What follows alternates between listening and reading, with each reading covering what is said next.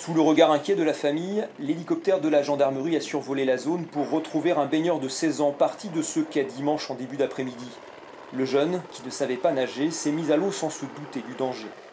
Il était ici pour le barbecue et c'est lui qui restait ensemble avec lui. Il est appelé, viens, que Daniel, il n'est pas sorti de l'eau. Avec une telle météo, chercher un peu de fraîcheur est certes tentant. Mais la baignade est formellement interdite en Loire, et ce depuis l'été 1969, suite à un accident qui avait coûté la vie à 19 enfants.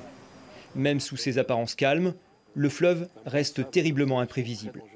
On peut retrouver finalement à 10 mètres du bord de ce port Maillard, on peut retrouver des creux de 5 mètres. Le chenal par exemple peut être de 5 voire 6 mètres. Et c'est ce qui s'est produit. C'est très compliqué pour un bon nageur et raison de plus pour celui qui ne sait pas. À une vingtaine de kilomètres en amont, un drame similaire s'est produit également dimanche. Cette fois, ce sont 5 jeunes d'origine somalienne qui ont été piégés par le courant.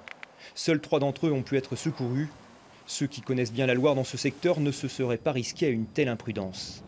Des fois, tu as des sables mouvants, ouais. Tu t'enfonces et puis c'est pour ça que par là, normalement, il y a des pancartes tout le long là-bas. C'est marqué baignade interdite. Hein. Mais il y en a qui font pas attention.